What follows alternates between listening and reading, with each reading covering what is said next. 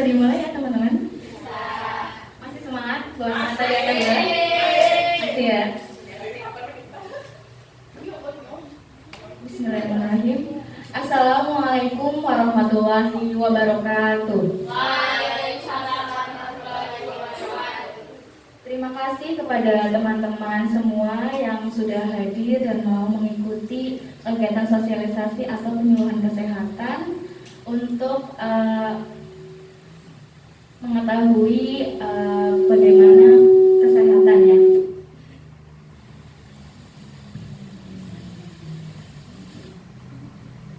Ya, ini teman-teman kenapa duduknya ada jarak-jarakan ya? Ini yang satu di pojok, terus yang satu ada yang di belakang juga.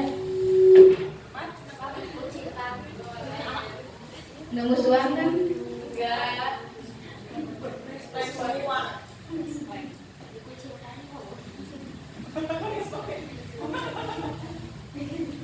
Kayak bolehnya kasihan duduk di pojokan sendiri.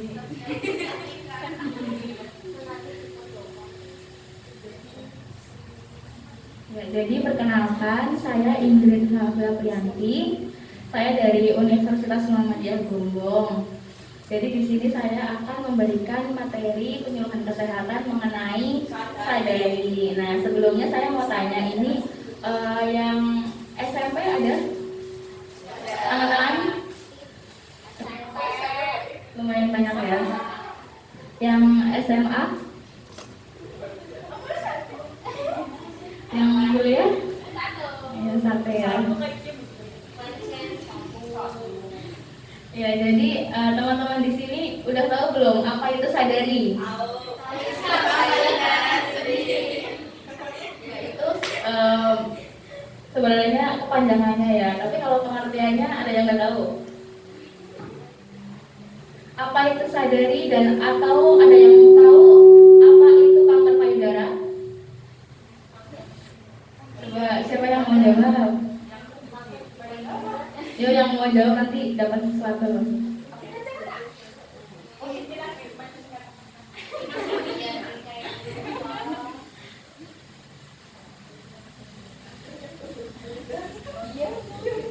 Nggak ada yang mau.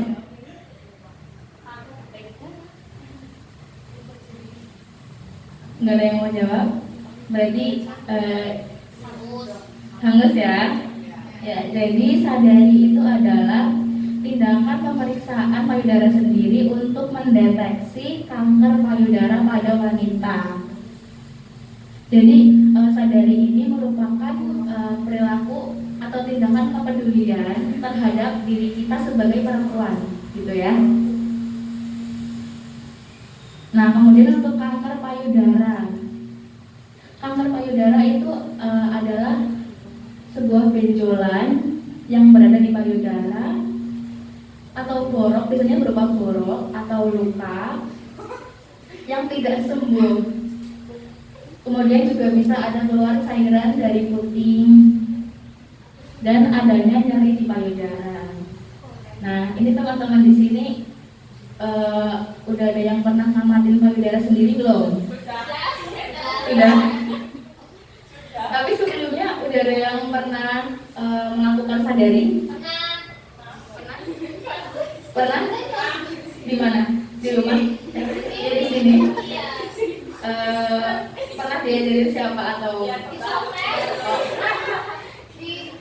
Oh, di pembalut ada cara-caranya gitu ya? Oh iya, berarti udah pinter-pinter ini ya.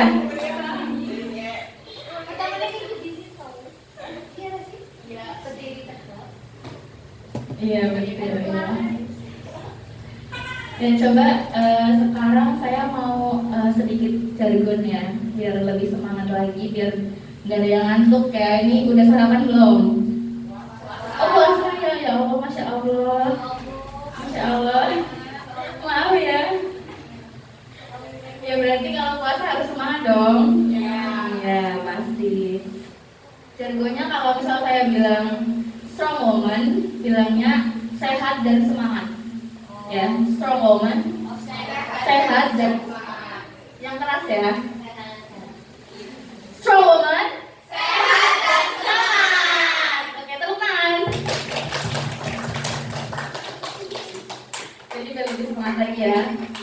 Nah, selanjutnya,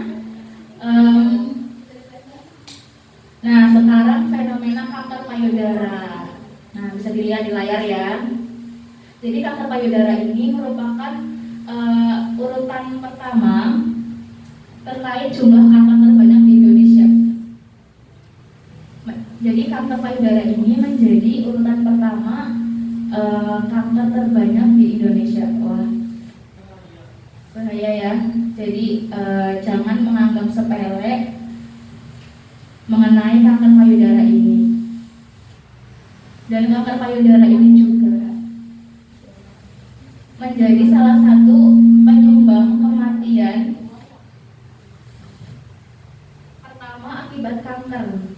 Kanker itu kan ada banyak ya, ada kanker payudara, ada kanker serviks. Nah, ini kanker payudara itu menjadi penyumbang pertama kematian pada penyakit kanker. Dan kebanyakan juga yang mengalami penyakit kanker itu kan perempuan ya. Jadi kita sebagai perempuan memang harus peduli kepada diri kita dan kesehatan kita ya.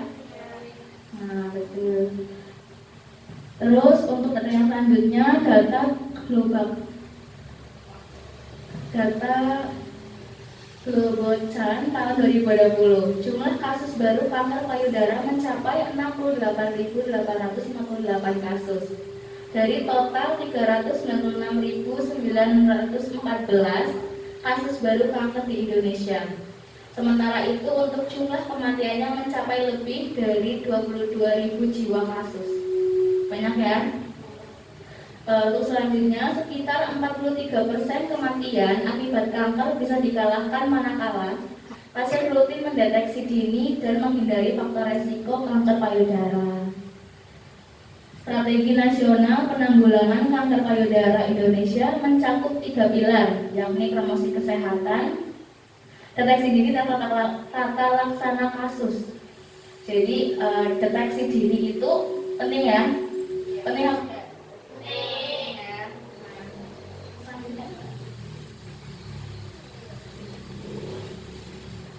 Jadi untuk faktor resiko kanker payudara ini ada berbagai macam ya. Haid pertama pada usia di bawah 12 tahun. Ya, saya nggak mau nanya sih di sini ada yang haidnya kurang dari 12 tahun atau enggak. Tapi sebenarnya nggak semua juga yang haidnya itu di bawah 12 tahun itu pasti mengalami kanker payudara itu enggak ya. Asalkan seseorang tersebut juga menghindari faktor resiko yang lain dan melakukan pencegahan kanker payudara. Wanita yang tidak menikah. Ini kalian semua mau menikah kan? Mau ya? Atau mungkin ada yang mau nggak menikah? Mau ini berkeinginan saya mau jadi saya mau jadi wanita karir seutuhnya sampai akhir nanti gitu ya. Nggak mau ngurusin rumah tangga, nggak mau ngurusin anak ya. Nah, kalau menurut saya jangan ya. Karena nanti kasihan banyak yang jomblo di luar sana laki-laki.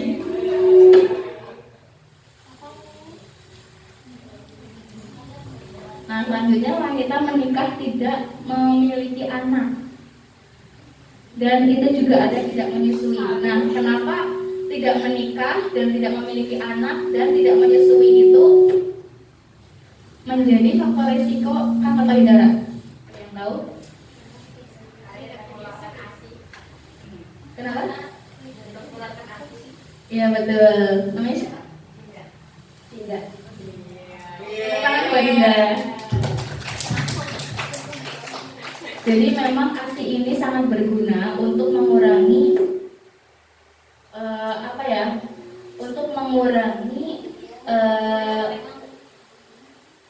untuk mengurangi resiko atau peluang terkena kanker payudara. Jadi saya juga melihat studi penelitian dari seseorang gitu ya. Ada yang meneliti bahwa seseorang yang menyusui dari 3 sampai 6 bulan, dilihat juga dari yang lain itu ada yang melihat dari 3 sampai 1 tahun mungkin ya, itu resiko terkena kanker payudaranya itu lebih tinggi yang hanya menyusui 3-6 bulan. Jadi yang sampai 1 tahun itu resikonya lebih sedikit. Jadi menyusui ini manfaatnya juga bagus ya, agar terhindar dari kanker payudara. Nah, selanjutnya melahirkan anak pertama pada usia 30 tahun. Ini juga usia 30 tahun itu usia yang cukup lebih dewasa lagi ya. Jadi mungkin kan struktur fisik atau fisiologis itu kan berbeda ya. Nah, jadi itu bisa menjadi pemicu juga. Menggunakan kontrasepsi hormonal atau mendapat terapi hormonal dalam waktu yang cukup lama. Nah, kenapa menggunakan kontrasepsi hormonal ini juga bisa menjadi faktor terkena kanker payudara? Jadi menggunakan kontrasepsi yang terlalu sering atau berlebih begitu ya, itu juga bisa menaikkan kadar estrogen. Nah, kenapa?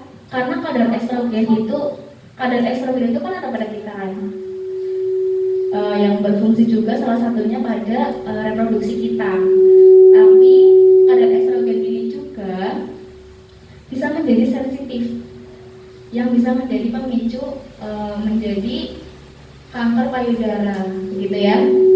Jadi meningkatnya kadar estrogen ini bisa menjadi pemicu kanker payudara. Selanjutnya menopause pada usia lebih dari 55 tahun. Jadi menopause lebih dari 55 tahun juga bisa meningkatkan kadar estrogen, gitu ya.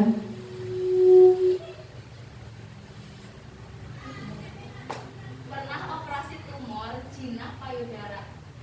Jadi tumor payudara ini juga bisa disebut genetik ya, bisa keturunan juga. Jadi kadang bisa ada orang terkena terus sudah operasi itu juga masih bisa terkena lagi, gitu ya. Riwayat kanker dalam keluarga, nah yang tadi saya sampaikan ada riwayat keturunannya ya.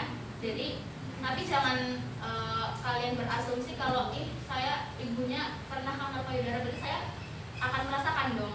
Ya nggak mesti gitu ya. Yang penting kita menghindari faktor resiko dan melakukan pencegahan kanker payudara ya. Nah, selanjutnya wanita yang mengalami stres berat. Nah, siapa yang di sini suka stres? Saya. Stres mikirin apa? Mikirin hidup atau mikirin tugas? Hidup. Oh, berat sekali ya berarti ya. Mikirin hidup. Padahal umurnya masih segini ya, aduh. Berarti harus dikelola lagi ya stresnya. Selanjutnya konsumsi lemak dan alkohol secara berlebih. Di sini nggak ada yang minum alkohol kan? Kemudian perokok aktif dan pasif. Nah, ini juga bisa berbahaya ya, karena merokok itu memang bisa meningkatkan atau memicu tumbuhnya kanker, bukan hanya kanker payudara, tapi kanker yang lain juga. Ya. Selanjutnya, tanda dan gejala kanker payudara. Yang pertama, terasa benjolan di payudara dan sering tidak terasa nyeri. Meskipun ada benjolan, tapi tidak selalu terasa nyeri. Saya kalau ngomong nggak pakai mikrofon keras nggak? Keras. Bisa pakai mikrofon ya? Ya. Nah, jadi benjolan itu tuh nggak selalu ada rasanya nyeri, gitu ya. Jadi kadang memang banyak yang nggak kerasa atau kayak menganggap sepele, padahal itu ada benjolan di payudara kita, gitu ya. Selanjutnya terdapat perubahan tekstur kulit payudara. Kulit payudara mengeras dengan permukaan seperti kulit jeruk. Tahu kan kulit jeruk? Tahu. Yang kayak apa ya? Yang nggak rata gitu lah ya. Nggak halus, ada kerikil-kerikil gitu kan.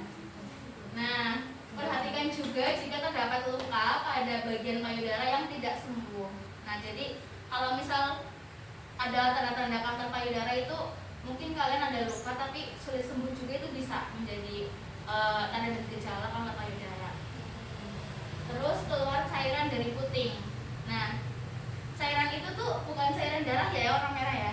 Itu hanya gambar. Jadi cairannya itu biasanya berwarna putih kekuningan karena itu juga bisa dengan nanah. Jadi cairannya tuh cairan putih-putih campur nanah begitu ya. Tapi bukan ASI, beda. Nah, selanjutnya terdapat cekungan atau tarikan dari kulit payudara. Jadi payudaranya itu seperti ada tarikan ke dalam atau lepungan kayak lesung pipi kayak gitu mungkin ya.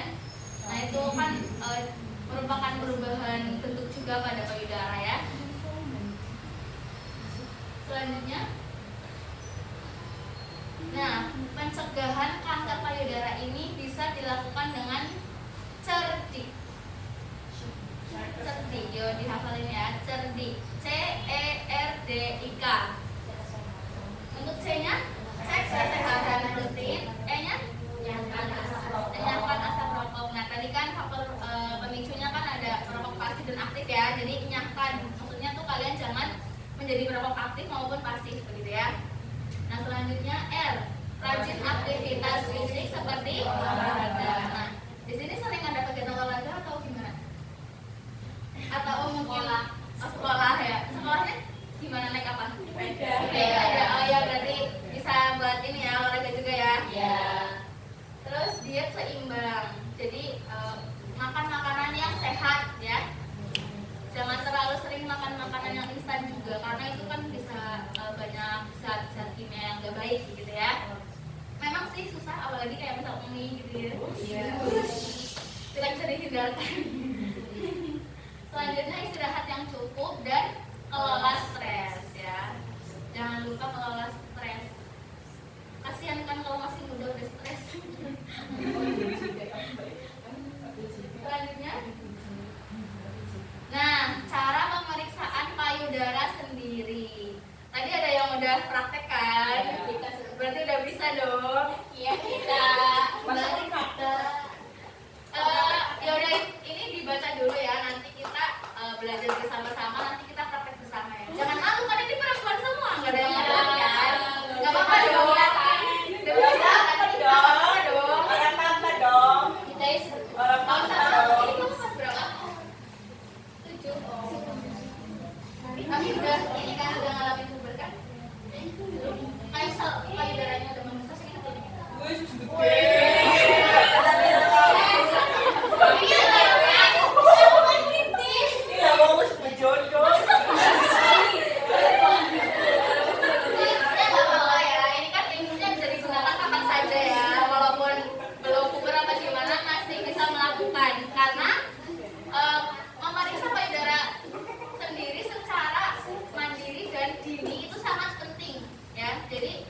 Kalau bisa mulai dari hari ini teman-teman adik-adik semuanya mulai praktek melakukan sadari di sini, gitu ya.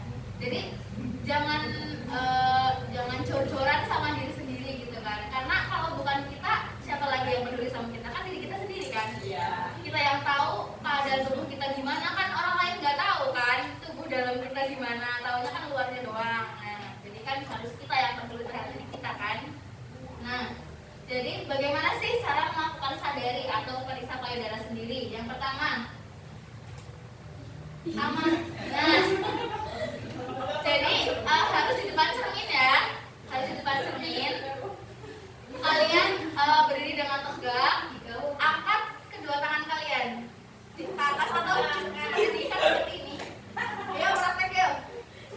Praktek. Kemudian lihat, itu di kacanya tuh dilihat ya payudara kita ya. Dilihat apakah ada benjolan atau perubahan bentuk pada payudara kita, dan atau mungkin ada perubahan tekstur pada kulit payudara kita, kayak tadi yang kayak kulit jeruk itu loh. Nah, dilihat. Kan kalau misal kayak gini kan juga agak tegang kan, jadinya bisa kelihatan ada benjolan atau tidak gitu ya. Nah, untuk yang kedua, bisa juga dengan seperti ini ataupun seperti ini juga bisa. Jadi kalau seperti ini kan payudaranya menonjol ya. Ini bukan sarung, ini ilmu ya. Ini ilmu. Ya, bukan sarung. Jadi boleh dipasang.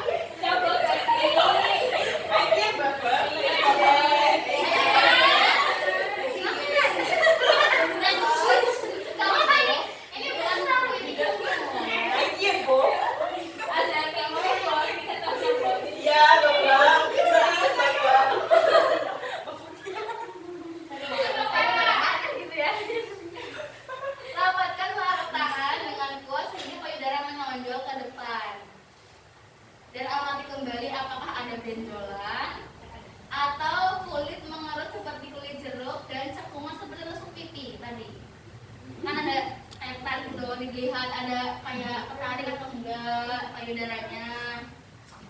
Terus dan puting susunya tertarik ke dalam. Jadi putingnya itu masuk ke dalam, tertarik ke dalam. Ya memang kalau ini kan enggak semua selalu menonjol ya, kan itu juga kadang hormon juga atau mungkin masih umur yang cukup muda gitu ya. Nah terus untuk yang ketiga, pencet dan urutlah pelan-pelan daerah di sekitar puting. Bisa dengan seperti ini, kayak gini kan ketarik ya, makin kenceng gitu kan. Nah kayak gini, iya ya, kayak gini. Iya,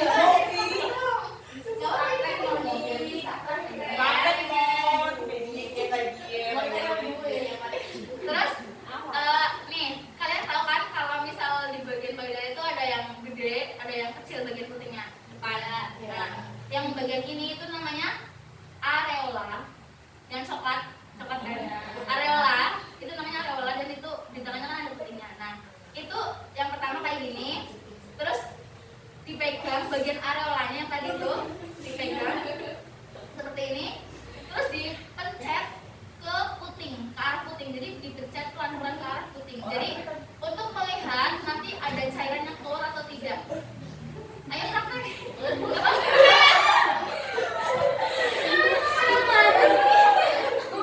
Ini mana malu ya?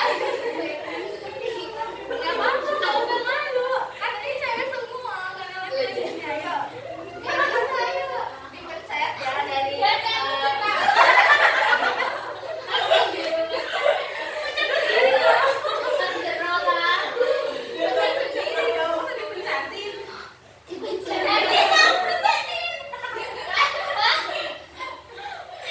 ayo dipencet yuk. Ya pura-pura aja nggak apa kayak gini ya. Dari areola dipencet ke depan seperti ini ya. Ini diurut. Jadi sarangnya waduh. Nah nanti dilihat keluar cairan atau enggak. Cairannya seperti apa tadi? Cairannya Kuning-kuning. putih kekuningan. Ya. Karena itu bercampur. Kalau enggak ada berarti insya Allah aman ya. Kalau enggak ada. Dan kalau misal kalian ibu menyusui, bedakan antara cairan tersebut dengan ASI. Ya. Untuk selanjutnya ini bisa dilakukan dengan tidur. Mbak di slide. Ya. Bisa dilakukan dengan tiduran ya. Jadi nanti taruh bantal di belakang punggung kalian. Nah, salah satu tangan diangkat di belakang seperti ini. Nanti tangan yang satu yang tidak di belakang itu bisa untuk memeriksa payudaranya ya. Jadi dengan cara kita menggunakan 3 jari yang dirapatkan dari tengah. 3 jari. Yaitu yang pertama dengan cara memutar searah jarum jam dari payudara luar itu ke puting. Paham ya? Jadi dari arah luar ke puting. Jadi mengecil gitu kan? Jadi dari luar yang paling besar itu terus mengecil ke puting. Itu searah jarum jam ya. Jarum jam tuh ke sini. Kemana sih? Iya, ke sana. Ayo kita praktek dong. Kayak gini ya. 3 jari ya. Agak ditekan juga sedikit. Jadi biar terasa ada benjolan atau enggak ya. Jadi ditekan. Nanti terus ke arah Ayo lagi aja. dari luar terus ke bagian yang paling kecil ya. Sekarang puting. Jadi pada ketawa-ketawa aja. Ya kan itu kan dia juga. Nah terus cara yang selanjutnya gantian ya. Jadi yang satu nanti yang di belakang, satunya yang melakukan pemutaran ya. Ingat ya dari luar ke dalam. Terus selanjutnya lakukan hal yang sama seperti pada gambar 4 dan 5. Tetapi dengan tangan kiri di bawah kepala, sedangkan tangan kanan merapat payudara kiri Anda. Nah, ini seperti tadi ya. Selanjutnya, nah, berilah perhatian khusus pada bagian-bagian tertentu seperti yang pada gambar, yang di merah-merah itu ada 4 kuadran ya, 4 bagian ya. Nah, itu yang menjadi fokus kita juga, karena itu sering terjadinya ada benjolan dan kanker payudara di bagian situ. Jadi membutuhkan perhatian khusus pada bagian tersebut. Nah,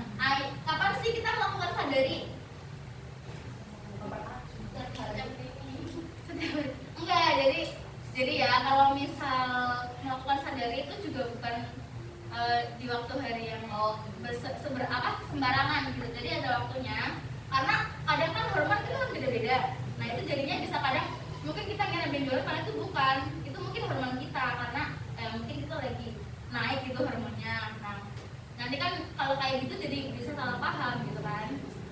Nah jadi kapan sih waktu yang tepat untuk melakukan sadari? Jadi 7 sampai 10 hari bisa dihitung dari menstruasi pertama. Paham? Paham. Nah, jadi misal menstruasi pertama tanggal 2. Kalau 2 di hari ke-7 berarti berapa?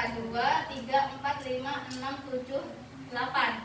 Berarti tanggal 8 ya, sama sampai 10, 8, 9, 10, 11. Jadi di tanggal 11. Kalian bisa melakukan itu. Ya. Nah, jika bukan diri kita sendiri yang peduli, siapa lagi? Ayo periksa payudara sendiri.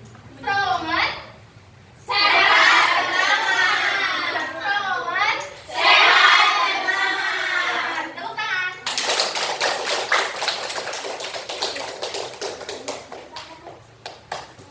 Nah, selanjutnya adalah sesi tanya jawab yang saya akan memberikan kuota 2 penanya.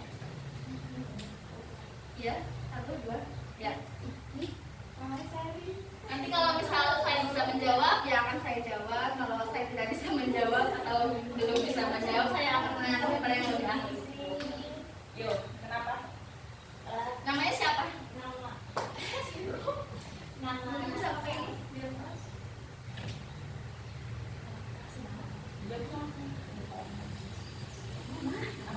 nama Salsabila Putri. Mau tanya, kenapa kadang tuh kalau misalnya bangun tidur itu payudaranya itu nyeri gitu? Ya.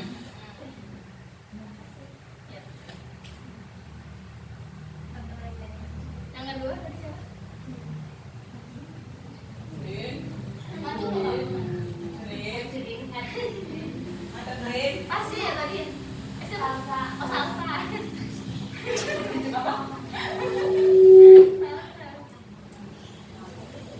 Nama Sarin. Mau tanya, kalau payudaranya gatel boleh digantung?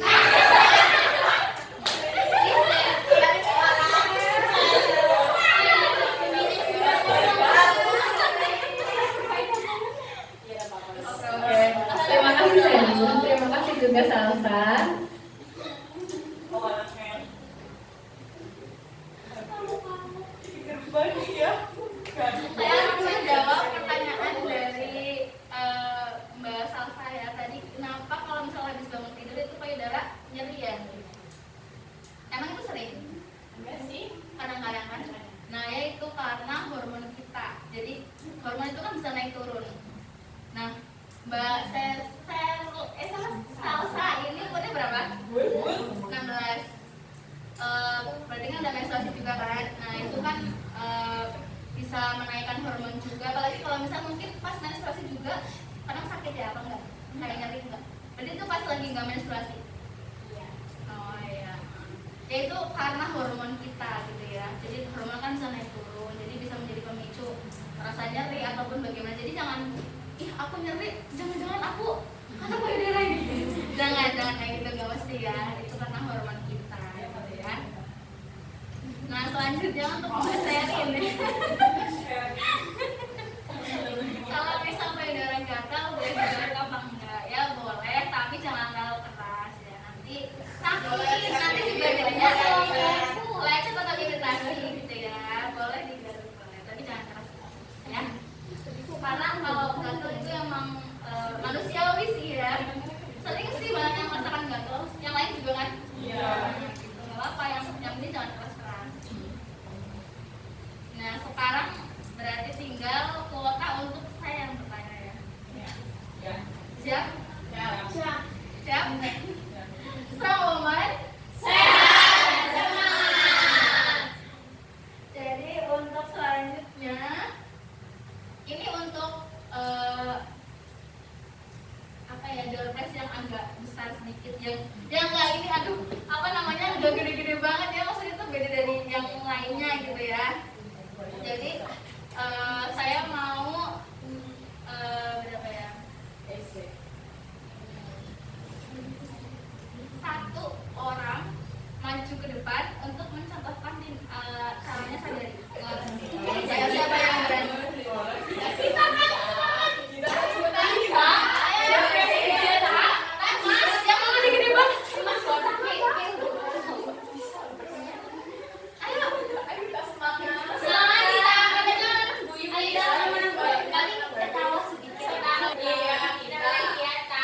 Panggilannya Kita.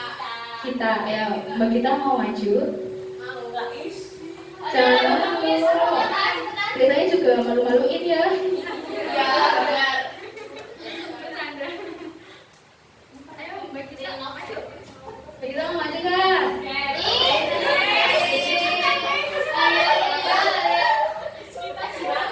Nanti dibantu sama saya.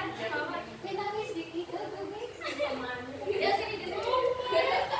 Ya, teman-teman, mohon perhatiannya dari Mbak Gita ya. Ini Mbak Gita mau melakukan sadari periksa payudara sendiri.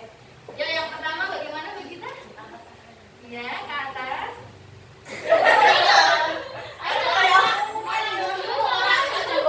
Ya kan? Terus dicermin ya. Dilihat. Dilihat ada apa? Benjolan. Kulitnya anak. Ya kayak kulit jeruk ya. Terus dilihat adakah perubahan bentuk atau lengkungan lekukan di payudara? Enggak ada ya. Yang selanjutnya, yang kedua yang seperti itu. Enggak ada juga ya, enggak ada juga ya. Nah selanjutnya yang seperti ini. Ya, yang dipencet.